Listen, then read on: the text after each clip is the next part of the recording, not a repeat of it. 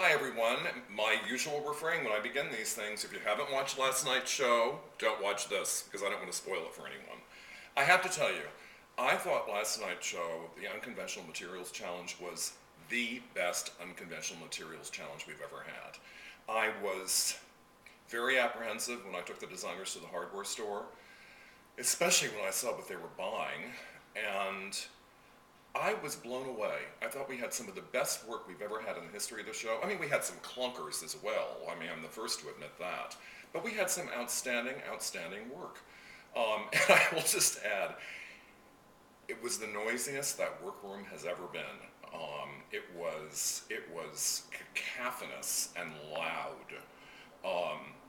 But a great challenge. I'm going to say this though, I think the producers and Lifetime may not be happy about the fact that I'm saying this, but I'm going to say it anyway. What was wrong with the judges? The topic being Emilio. I was completely aghast by what he did and by what the outcome was. And I was apprehensive, I'll repeat, at the hardware store. Especially about him because he had a ton of stuff, and I knew he was way over budget. I thought, how delusional can he possibly be? He's way over budget. And it was a matter of what decisions does he then make about what he returns, what he doesn't purchase, and what does he bring back to Parsons. And I just looked at the sum total of it and thought, what can he possibly do here, unless he relies completely upon muslin, which frankly would be cheating. But on the topic of cheating, in my view, there was some cheating by omission. Let's look at our bottom three designers. We had Jesse, or Jesse. We had Anthony, again, and I love Anthony. We have Emilio. All right, two of those three designers made an accessory. Was that not a criterion of this challenge? And I heard Nina say about Emilio's look, she asked him, where are the clothes? Where's the apparel?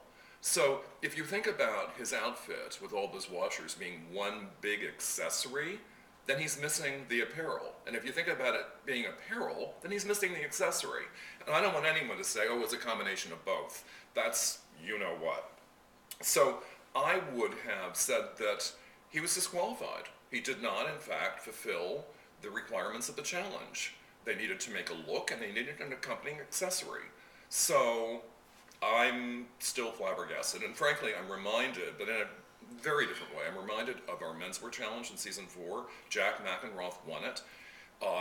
It was a requirement that the designers make 3 items to constitute the look, and owing to the fact that that was the worst outcome we've ever had in the history of the show, the looks were so horrible, Jack won with only 2 items. So, but that was a completely different matter.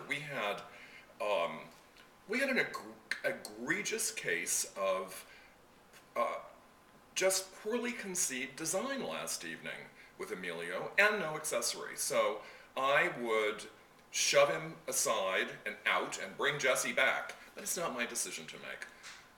I felt very bad for Jesse, and talk about making it work. I thought he really did attempt to. You could say the same thing about Emilio, but I'm not going to. Anyway, I will also say, had I seen Jay buying garbage bags and I didn't, I would have pulled him aside and said, listen, Mr., Sister, whoever you are you crazy? Was that not one of the most phenomenal outfits ever designed in the history of the show, independent of the unconventional materials? It was fabulous. And Jay, you did great, incredible work.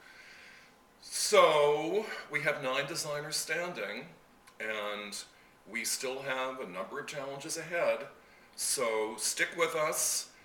Next week's challenge is just that.